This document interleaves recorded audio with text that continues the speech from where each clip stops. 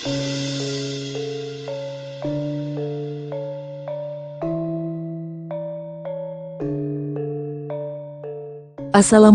warahmatullahi wabarakatuh.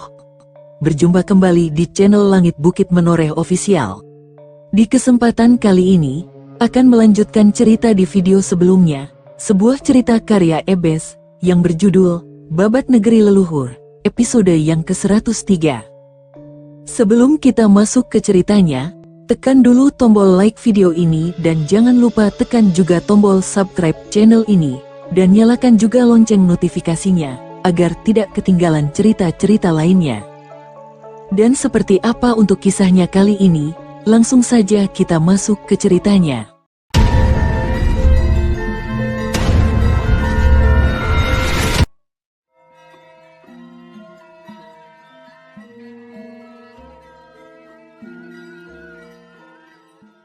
Demung Marakeh sudah memberitahu bahwa kalian telah berhasil menaklukkan Bojonegoro. Itu suatu kebanggaan tersendiri bagiku selaku Yuwa Raja Panjalu, ujar Panji Watugunung yang segera disambut dengan senyum oleh para perwira tinggi prajurit Daha itu. Semua itu tidak lepas dari campur tangan para perwira yang mengikuti hamba, Gusti Pangeran. Tanpa bantuan mereka, mana mungkin hamba bisa menundukkan Adipati Tunggaraja itu? Senopati Narapraja segera menyembah usai berkata kepada Panji Watugunung.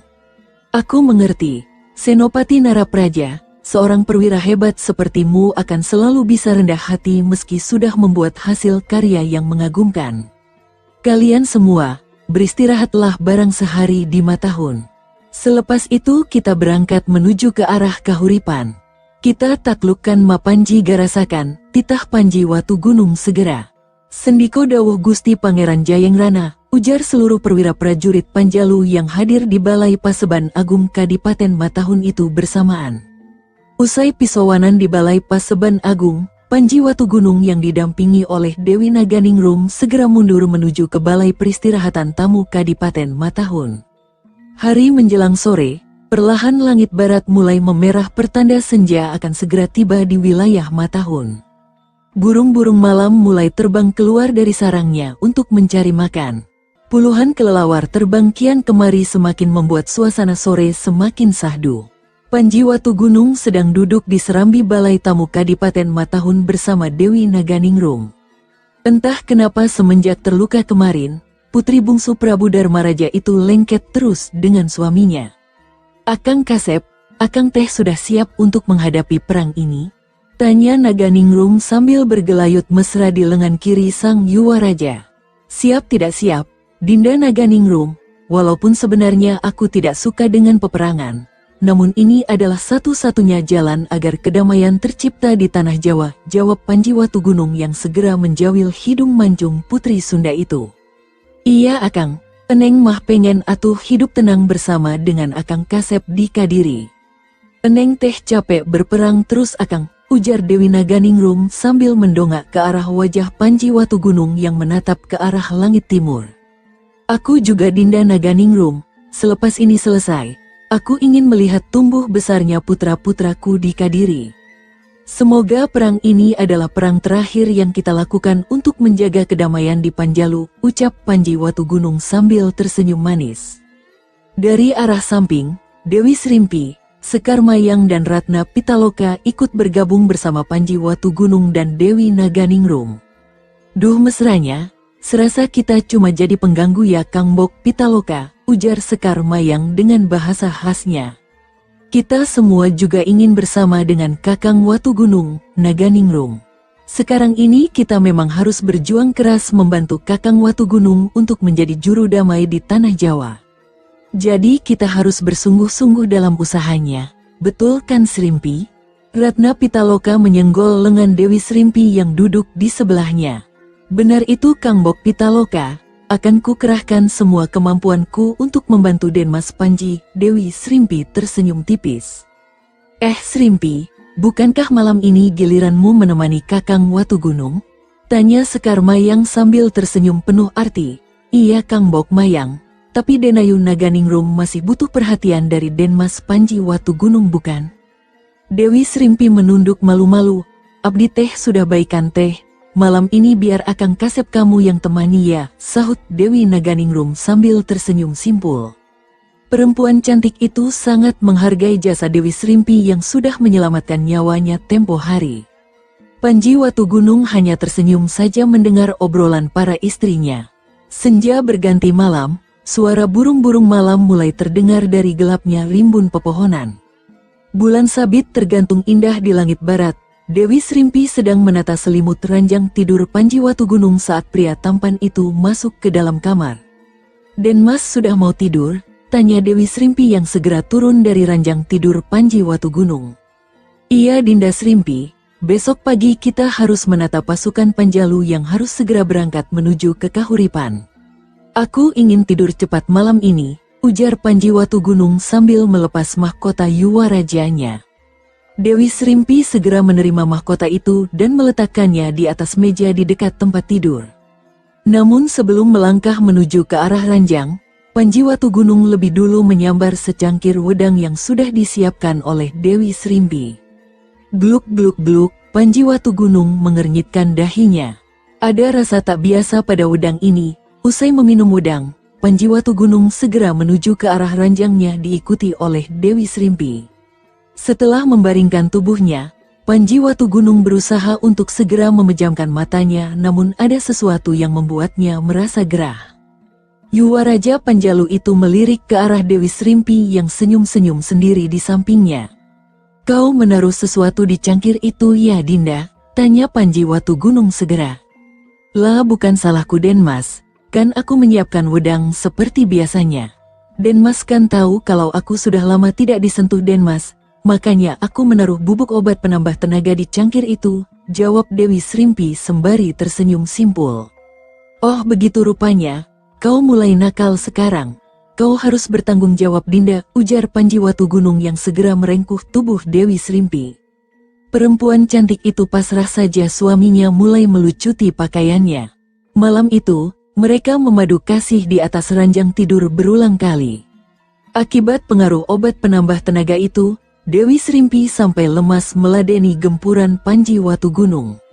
Suasana panas terjadi di dalam kamar itu, di depan serambi peristirahatan Istana Matahun. Demung Gumbrek sedang asyik membakar ketela pohon ditemani oleh 3 orang bawahannya. Dari arah selatan, Tumenggung Ludaka dan Tumenggung Landung nampak membawa setumpuk kayu kering dan beberapa ekor ayam yang sudah dibersihkan bulu-bulunya. "Dapat dari mana lu?" tanya Gumbrek pada Ludaka yang menenteng ayam. "Diberi sama Patih Matahun tadi sore. Lumayan buat cemilan malam-malam Brek," jawab Ludaka sambil mulai memanggang ayam di atas bara api unggun yang menjadi penghangat tubuh mereka malam hari itu. "Kau terima itu sudah mati atau masih hidup lu?" tanya Gumbrek lagi. "Ya matilah Brek, sudah dibersihkan bulu-bulunya pula." "Kenapa memangnya?" tanya Ludaka yang sedikit tidak memahami maksud pertanyaan Gumbrek.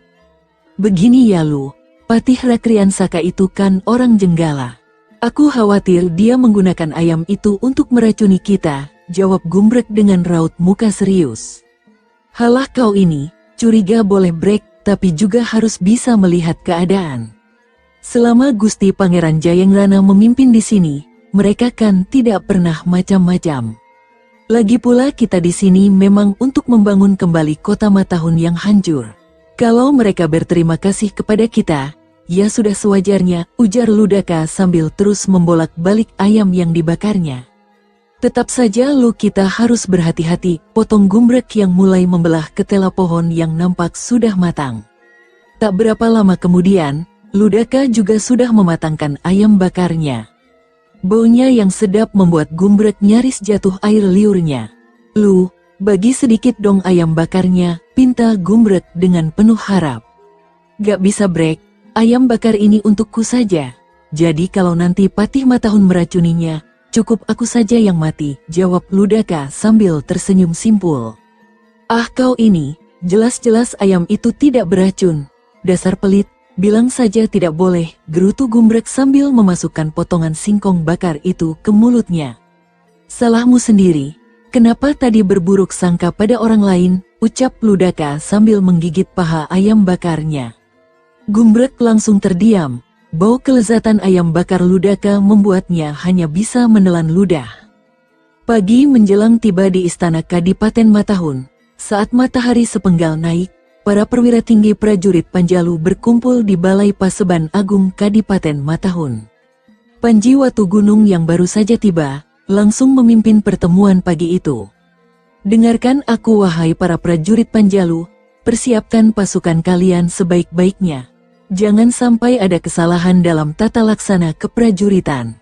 Besok pagi, kita serbu kota Kahuripan. Seluruh perwira yang hadir segera menyembah pada Panji Watugunung dan segera berkata, Sendiko dawuh Gusti Pangeran, semua perwira pasukan Panjalu satu persatu mulai melaporkan keadaan para anggota pasukan mereka masing-masing. Senopati Warigalit melaporkan pada Panji Watugunung bahwa para prajurit Panjalu yang dipimpinnya telah bersiap sedia jika sewaktu-waktu diberangkatkan. Dengan jumlah 6.000 prajurit terlatih, dan dikepalai masing-masing perwira tinggi seperti Senopati Gati dari Seloageng, Senopati Sancaka dari Gelang-Gelang, Demung Warok Enggoto dari Wengker membuat pasukan Panjalu di bawah pimpinan Warigalit terlihat yang paling siap untuk menggempur pertahanan pasukan Jenggala. Sementara itu, Senopati Narapraja dari pasukan Istana Daha pun tak mau kalah. Dengan kekuatan 9.000 prajurit yang merupakan gabungan dari Lasem, Muria, Anjuk Ladang dan Kurawan ditambah para prajurit Istana Daha, membuat para prajurit Panjalu yang dipimpin oleh Senopati Narapraja itu merupakan prajurit berkuda terlatih yang mampu bergerak cepat dalam peperangan. Para pemimpin prajurit seperti Senopati Ringkasamba dari Kurawan dan Senopati Koncar dari Anjuk Ladang adalah para perwira prajurit yang berpengalaman dalam banyak peperangan bersama Panji Watugunung. Tentu saja mereka adalah orang-orang terdekat dengan Sang Yuwaraja Panjalu itu. Ditambah lagi pasukan dari Kurawan yang terkenal dengan kemampuan berkuda mereka yang jempolan, membuat pasukan Panjalu di bawah pimpinan Senopati Narapraja menjadi pasukan gerak cepat. Sementara itu, wakil pimpinan kelompok pasukan Panjalu yang dipimpin oleh Panji Watugunung yaitu Tumenggung Ludaka merupakan pasukan intai dan panah yang bisa memberikan ketepatan pergerakan juga serangan kejutan tak terduga. Dengan kekuatan 7.000 prajurit, dan dibagi dalam 3 kelompok besar yang masing-masing dikepalai oleh Senopati Taradipa dari Paguhan, Tumenggung Landung dan Demung Rajekwesi pada pasukan pemanah membuat pergerakan prajurit Panjalu pimpinan Panji Watugunung sangat penting untuk mengacaukan pergerakan prajurit Jenggala. Dengan demikian jumlah keseluruhan prajurit Panjalu adalah 22.000 prajurit yang terdiri dari 10.000 prajurit berkuda, 5.000 prajurit berjalan kaki, 3.000 prajurit pemanah, 3.000 prajurit perbekalan dan 1.000 prajurit intai yang tersebar di sepanjang perjalanan mereka menuju ke arah kota Kahuripan. Panji Watugunung menatap ke arah para bawahannya. Bila kita mampu menaklukkan Mapanji Garasakan, maka kedamaian akan tercipta di Panjalu. Besok pagi kita berangkat menuju ke Kahuripan. Titah Panji Watugunung segera membuat para perwira tinggi prajurit Daha segera menghormat pada Panji Watugunung. Usai pisauanan di Balai Paseban Agung Kadipaten Matahun, para perwira segera membubarkan diri untuk menata pasukan mereka masing-masing. Menjelang tengah hari, seorang lelaki paruh baya bertubuh tegap dengan pakaian layaknya seorang pendekar datang ke Istana Matahun ditemani oleh seorang perempuan yang masih muda. Pria berjenggot panjang dan berambut putih itu mendekati para prajurit penjaga gerbang istana. Tingkah laku mereka yang mencurigakan membuat si prajurit penjaga gerbang waspada. "Permisi Kisanak, apa benar ini Istana Matahun?" tanya si lelaki paruh baya itu segera. "Benar, ini adalah Istana Matahun. Ada apa kau menanyakan perihal itu, Kisanak?" tanya si prajurit penjaga dengan tatapan mata menyelidiki. "Namaku Wikalpa dan ini Rara Janggi, putri Resi Wanamarta dari Gunung Welirang, yang juga adalah kakak seperguruanku.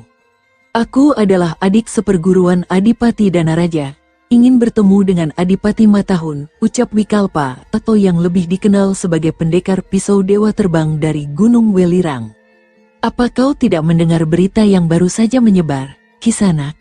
tanya si prajurit penjaga gerbang istana dengan sikap waspada. "Berita? Berita apa prajurit?" tanya Wikalpa alias pendekar pisau dewa terbang dari Gunung Welirang dengan nada kebingungan. "Adipati Danaraja sudah meninggal. Dia dikalahkan oleh pendekar pedang naga api dari Panjalu atau Panji Watugunung yang sekarang menguasai wilayah Matahun ini, jawab si prajurit penjaga gerbang istana dengan cepat. Apa? Tidak mungkin Danaraja dikalahkan. Dia adalah seorang yang sakti mandraguna, teriak Wikalpa dengan penuh keterkejutannya. Begitulah kenyataannya, Kisanak, sekarang kembalilah. Orang yang kau cari sudah tidak ada, ucap si prajurit penjaga gerbang sambil melangkah menuju ke tempat penjagaannya. Tidak, aku tidak terima.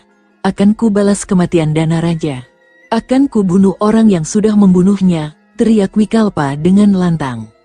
Segera terjadi keributan di depan pintu gerbang Istana Matahun. Para prajurit penjaga gerbang berusaha mengusir Wikalpa alias si pendekar pisau dewa terbang, namun Wikalpa dibantu Rara Janggi justru mengamuk di sana. Seorang prajurit bersenjatakan pedang segera melompat ke arah Wikalpa sambil mengayunkan pedangnya. Wut! Wikalpa mundur selangkah dan dengan cepat menghantam perut si prajurit penjaga gerbang dengan keras. Des! Aar! Si prajurit penjaga gerbang menjerit keras saat pukulan tangan kanan Wikalpa telak menghajar perutnya. Pria bertubuh gempal itu terpelanting ke belakang dan menyusruk tanah. Dia langsung pingsan. Melihat rekannya dijatuhkan, keempat prajurit penjaga gerbang yang lain segera mengepung Wikalpa dan Rara Janggi, sedangkan seorang prajurit segera berlari menuju ke dalam Istana Matahun untuk melaporkan kejadian itu. Si prajurit penjaga gerbang yang berkumis tebal segera mencabut pedang yang tergantung di pinggangnya. Setelah mengangguk pada kawannya, mereka segera melesat cepat ke arah Wikalpa dari dua arah yang berlainan. Woof! Sabetan pedang dari dua prajurit mengincar leher dan perut Wikalpa. Namun Wikalpa yang berjuluk Dewa Pisau terbang dengan cepat menjejak tanah lalu memutar tubuhnya menghindari sabetan pedang dan menendang kepala salah seorang prajurit yang mengepungnya. Buk! Si prajurit penjaga gerbang yang apes langsung terlempar ke belakang dan dia tewas dengan rahang hancur. Sementara si prajurit berkumis tebal yang melihat lawannya memiliki kemampuan bela diri tinggi, terus merangsek maju tanpa mempedulikan keselamatan dirinya sendiri. Sementara itu Rara Janggi yang dikepung oleh dua prajurit penjaga segera mengeluarkan sebuah kipas besi yang berwarna putih yang merupakan senjata pusaka warisan dari ayahnya, Resi Wanamarta. Saat para prajurit penjaga gerbang istana membabatkan pedangnya, Rara Janggi justru dengan tenang membuka kipasnya dan dengan cepat menangkis sabetan pedang dari salah satu prajurit penjaga gerbang Istana Matahun. Tring! Sedangkan ayunan pedang yang terarah pada leher Rara Janggi hanya dihindari dengan menggeser posisi tubuhnya, lalu kaki kiri Rara Janggi menendang ulu hati si penyerang. Brak! Si prajurit penjaga gerbang itu terhuyung-huyung ke belakang. Perutnya sakit bukan main. Melihat kawannya jatuh, si prajurit penjaga gerbang istana yang ditangkis serangannya segera memutar tubuhnya dan melayangkan tendangan keras ke arah perut Rara Janggi. Melihat itu, Rara Janggi dengan cepat berkelit ke samping kanan kemudian mengayunkan kipasnya ke arah kaki si prajurit penjaga. Seraat! Au! Si prajurit penjaga gerbang menjerit keras saat kipas besi Rara Janggi merobek pahanya. Darah segera mengucur dari luka robek itu. Rara Janggi lalu menghantamkan tangan kirinya ke arah dada si prajurit penjaga gerbang yang tengah kesakitan. Daas! Si prajurit penjaga gerbang istana itu terpelanting ke belakang dan jatuh ke tanah dengan keras. Dia pingsan seketika dengan luka menganga lebar pada kaki kanannya. Keributan itu terus meluas. Ratusan prajurit Panjalu yang tengah bersiap untuk berangkat ke Kahuripan langsung mengepung tempat itu. Pandangan Wikalpa dan Rara Janggi nanar melihat banyaknya prajurit Panjalu yang mengepungnya. Lolos dari kepungan itu sepertinya hanya mimpi. Di lain tempat, Panji Watugunung sedang bercengkrama dengan para istrinya di serambi balai peristirahatan Istana Kadipaten Matahun. Kakang, setelah perang ini berakhir, aku ingin kita menemui Begawan Sulapaksi di Watugaluh. Aku ingin menagih janjinya kepadaku, ujar Ratna Pitaloka sambil tersenyum simpul. Iya Kakang Watugunung, setelah perang ini, aku ingin melahirkan seorang putra untukmu, sahut Sekar Mayang yang duduk di kiri Panji Watugunung. Senyum perempuan cantik itu mekar. Akan ku penuhi permintaan kalian Dinda Pitaloka, Dinda Mayang. Aku ingin hidup tenang bersama kalian dan putra-putraku di Katang-Katang, jawab Panji Watu Gunung yang disambut senyum manis dari Ratna Pitaloka, Sekar Mayang, Dewi Srimpi dan Dewi Naganingrum. Saat mereka tengah asyik berbincang, seorang prajurit penjaga gerbang dengan tergopoh-gopoh mendekat ke arahnya. Kedatangan sang prajurit mengagetkan mereka berlima. "Ada apa kau kemari? Prajurit penjaga, apa ada hal penting yang perlu kau laporkan padaku?" tanya Panji Watu Gunung segera. "Mohon ampun bila hamba mengganggu peristirahatan Gusti Pangeran. Ada orang mengamuk di depan pintu gerbang istana Gusti. Tadi dia mencari Adipati Danaraja, namun setelah mengetahui Adipati Danaraja sudah tewas, dia mengamuk bersama seorang perempuan," lapor sang prajurit penjaga gerbang istana setelah menyembah pada Panji Watu Gunung. Aku akan ke sana. Kau pergilah lebih dulu," perintah Panji Watu Gunung yang segera membuat si prajurit penjaga gerbang istana menghormat lalu bergegas kembali ke arah tempatnya. "Kalian semua tunggu saja di sini. Aku akan melihat apa yang dilaporkan prajurit penjaga gerbang itu," perintah Panji Watu Gunung pada keempat istrinya. Usai berkata demikian, Panji Watu Gunung segera melesat ke arah pintu gerbang istana Matahun. "Srimpi, bantu Kakang Watu Gunung, cepat," ucap Ratna Pitaloka yang mendapat anggukan kepala dari Dewi Srimpi. Putri Kelabang Koro itu segera menyusul Panji Watu Gunung. Saat Panji Watu Gunung sampai di pintu gerbang istana Matahun, terlihat Wikalpa alias pendekar pisau dewa terbang tengah berhadapan dengan Tumenggung Ludaka. Tring, bunyi nyaring terdengar saat dua senjata mereka beradu. Ludaka terdorong mundur beberapa tombak ke belakang. Rupanya tenaga dalamnya masih di bawah Wikalpa. Saat Tumenggung Ludaka hendak melesat maju lagi, pundak kirinya tiba-tiba saja ditahan oleh sebuah tangan. "Sudah cukup, Ludaka, biar ku hadapi lelaki itu," ucap Panji Watu Gunung yang membuat Tumenggung Ludaka menoleh. Ludaka segera menata nafasnya. Dengan penuh hormat, dia mundur. "Kenapa mundur? Perwira prajurit, apa kau takut menghadapiku?" cibir Wikalpa dengan lantang. "Bukan takut, perusuh. Dia harus melakukan pekerjaan penting. Tidak ada waktu menghadapi pengacau keamanan sepertimu," sahut Panji Watu Gunung dengan senyum tipis terukir di wajahnya. Mendengar jawaban itu, Wikalpa meradang. Dengan mata merah menahan marah, dia mengacungkan pisau dewa terbang yang ada di tangan kanannya. Melihat pakaianmu, apa kau yang membunuh Adipati Danaraja?" Wikalpa melotot ke arah Panji Watu Gunung. "Benar sekali. Aku Panji Watu Gunung adalah orang yang menghabisi nyawa Adipati Danaraja," jawab Panji Watu Gunung dengan tegas. "Bangsat, hari ini aku Wikalpa akan mengirimmu ke Nirwana untuk menemani adik seperguruanku," teriak Wikalpa yang segera melesat cepat ke arah Panji Watu Gunung dengan melempar dua pisau berwarna keperakan ke arah sang Yuwaraja Panjalu. Sering-sering, dua pisau melesat cepat ke arah Panji Watu Gunung. Pisau bergagang perak dengan mata pisau yang sangat tajam itu adalah pisau dewa terbang. Panji Watu Gunung segera melompat ke samping menghindari pisau yang menyerang ke arahnya. Namun pisau dewa terbang seolah memiliki nyawa dan mengejar langkah Panji Watu Gunung. Wus, rupanya pisau dewa terbang dikendalikan dengan jari tangan kiri Wikalpa, sedang tangan kanannya rupanya merapal mantra ajian kedikdayaan. Panji Watu Gunung harus berjumpalitan ke sana kemari menghindari pisau yang terus memburunya. Diam-diam Panji Watu Gunung merapal mantra ajian sepi angin. Gerakannya meningkat cepat hampir 3 kali lipat. Wikalpa melotot melihat itu semua. Setelah berhasil membuat jarak, Yuwaraja Panjalu itu segera merapal ajian tameng wajah ajaran Empu Narasima. Tubuh ksatria Panjalu itu segera berubah menjadi kuning keemasan. Melihat lawannya menghentikan langkahnya, Wikalpa dengan cepat menggerakkan jemari tangan kirinya. Pisau dewa terbang meluncur cepat ke arah Panji Watu Gunung. "Wut Wate, mampus kau!" teriak Wikalpa saat melihat pisaunya tepat ke arah Panji Watu Gunung yang tidak punya pilihan untuk menghindar. Traang, Wikalpa terkejut bukan main. Senjata andalannya yang tersohor sebagai salah satu dari 7 pusaka dunia persilatan tertahan oleh tubuh Panji Watu Gunung yang berwarna kuning keemasan. Wikalpa memutar tangan kirinya, Pisau Dewa Terbang melesat tinggi ke udara dan kembali menghujam turun ke arah Panji Watu Gunung dengan cepat. Tring, lagi-lagi pisau Dewa Terbang seperti membentur logam keras saat beradu dengan kulit Panji Watu Gunung.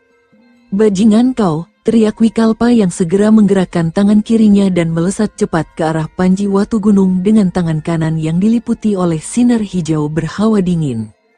Pisau Dewa Terbang bergerak menjauhi tubuh Panji Watu Gunung, kemudian berputar layaknya gasing, kemudian melesat kembali ke arah Panji Watu Gunung. Dengan menahan nafas sejenak, Panji Watu Gunung mulai merapal ajian guntur saketi yang membuat tangan kanannya diliputi oleh sinar putih kebiruan seperti petir kecil.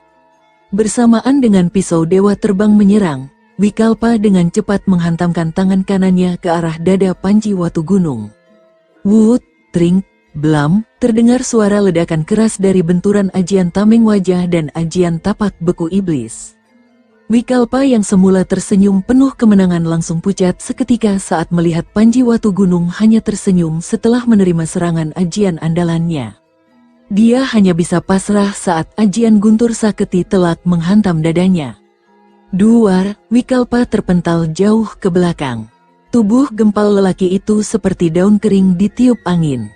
Dia tewas seketika dengan dada berlobang tembus punggungnya. Rara Janggi segera melesat cepat ke arah jatuhnya Wikalpa.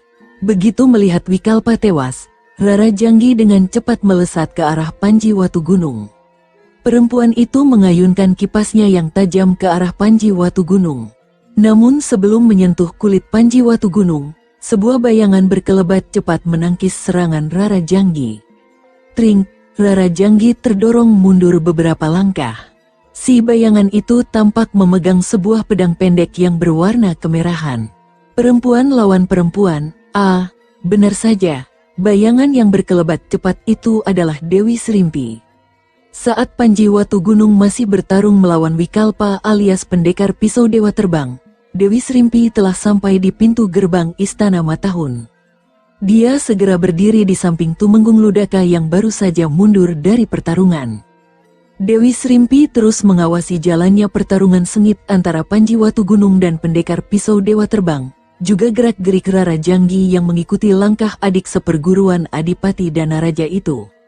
Saat melihat Panji Watu Gunung mengalahkan Wikalpa dan gerakan cepat Rara Janggi, Dewi Srimpi dengan cepat mencabut pedang kelabang nerakanya dan melesat cepat menghadang serangan kipas besi Rara Janggi. Rara Janggi nampak murka melihat serangannya dihadang Dewi Srimpi. Perempuan itu segera memutar kipas besinya. Dengan gerak tipu cepat, tangan kirinya menghantam ke arah dada Dewi Srimpi. Wut! Dewi Srimpi segera berkelit ke samping kemudian memutar tubuhnya dan dengan cepat dia menekuk lututnya ke arah kaki Rara Janggi. Dengan gerak cepat, dia menyapu kaki Putri Resi Wanamarta itu. Sreet, Rara Janggi melompat ke udara menghindari sapuan kaki Dewi Srimpi seraya mengibaskan kipas besinya. Wus, serangkai angin dingin bertenaga dalam berhembus kencang ke arah Dewi Srimpi. Dewi Srimpi segera melompat ke belakang sejauh mungkin dan segera meraih jarum beracun dari kantong kulit kecil yang ada di pinggangnya. Usai mendarat dengan sempurna, Dewi Srimpi segera melempar 2 jarum beracunnya ke arah Rara Janggi yang juga baru menjejak tanah. Sring-sring, jarum racun kelabang neraka melesat cepat ke arah Rara Janggi. Melihat itu, Rara Janggi segera putar kipasnya, dan dengan penuh tenaga, Rara Janggi mengibaskan senjata pusaka di tangan kanannya. Wuk! Kibasan angin kipas besi Rara Janggi mampu menghentikan laju pergerakan jarum racun kelabang neraka milik Dewi Srimpi.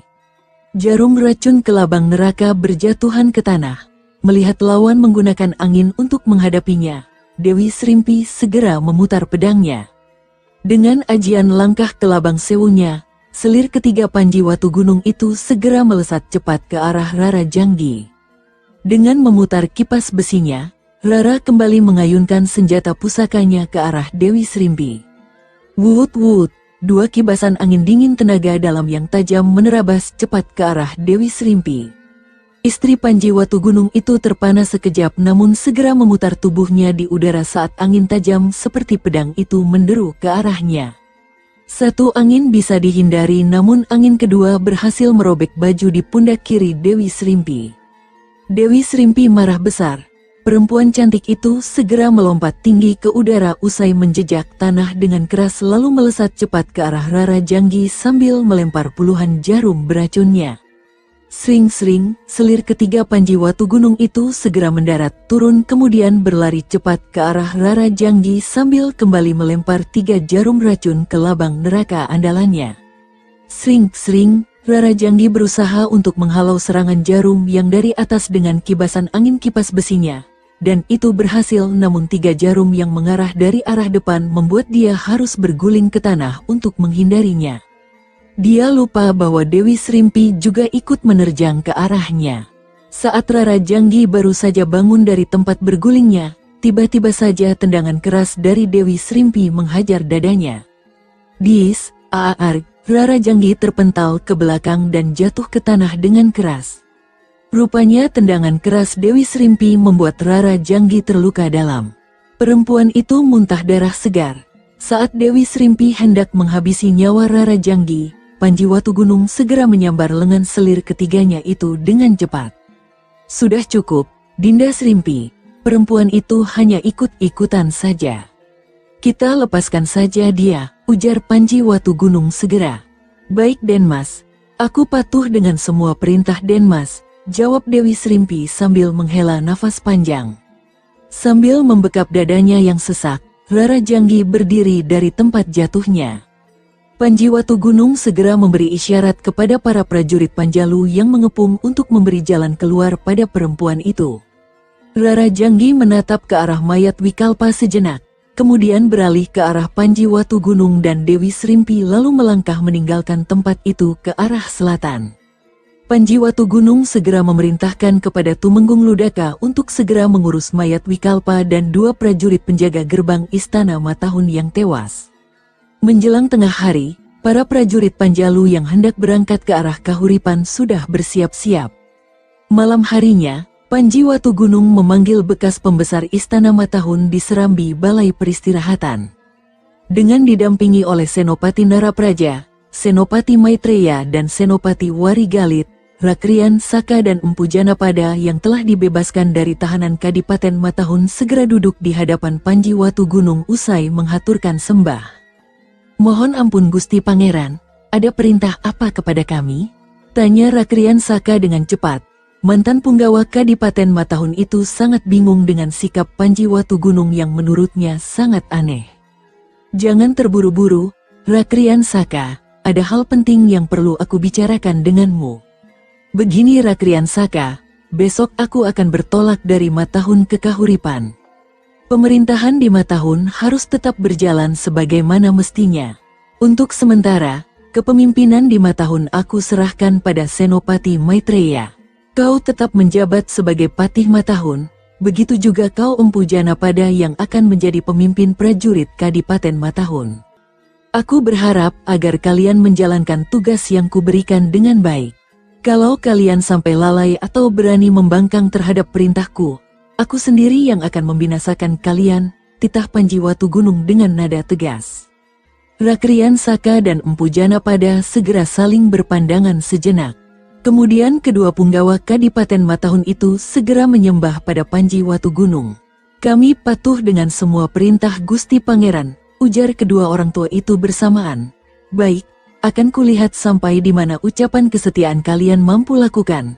Senopati Maitreya, aku titipkan padamu Kadipaten Matahun, jaga dan lindungi tempat ini dengan segenap jiwa dan ragamu, ujar Panji Watu Gunung pada Senopati Maitreya yang duduk di sebelah Senopati Narapraja.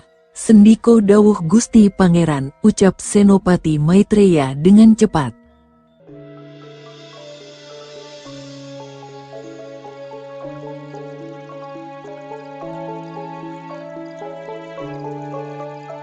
Sahabat pendengar setia Langit Bukit Menoreh ofisial yang berbahagia, sampai di sini dulu ceritanya.